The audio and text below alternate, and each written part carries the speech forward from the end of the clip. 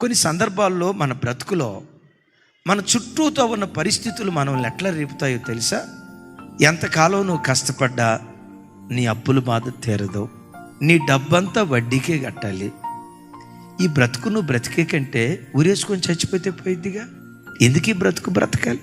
నువ్వు ఎంత చేసినా ఈ భర్త మారడం, ఆడు తాగుబోతానమే నిన్ను అర్థం చేసుకోడు.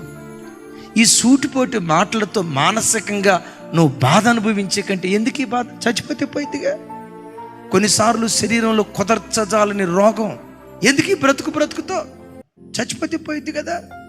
సైతానుగాడు పదే పదే నీ చెవి దగ్గరకు వచ్చి ఏమంటాడు తెలుసా? చావో, ఎంత కష్టపడినా నీ బ్రతికింతే, ఎంత ఏడ్చినా నీ బ్రతికింతే, ఎంత ఉపవాసాలు ఉన్నా దేవుడని దేవుని దగ్గరికి నీకు పరిగెత్తినా నీ బ్రతుకు మారదు. జీవితం అంతా ఇలా కన్నీళ్లు విడుస్తూనే బ్రతుకుతావు. జీవితం అంతా చాచే బ్రతుకే, సమాధానం ఉండదు.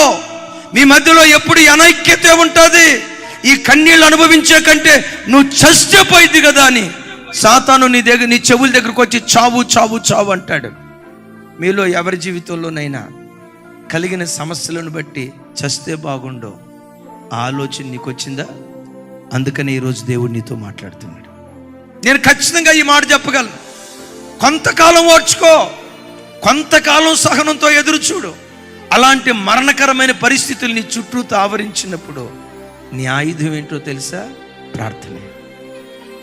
మోకాళ్ళును, దేవా ఈ కష్టం వచ్చిందయ్యా, నీకు కాకపోతే నా బాధ ఎవరికి చెప్పుకుంటానయ్యా, నాకున్న ఏకైక దిక్కు నీవు కదయ్యా, నీవున్నావనే ధైర్యంతోనే కదయ్యా నేను బ్రతుకుతుంది.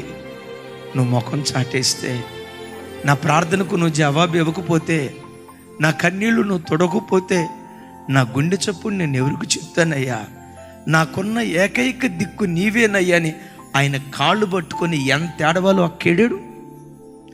ఎంత కన్నీళ్లు కార్చాలో అంత కన్నీళ్లు కార్చు.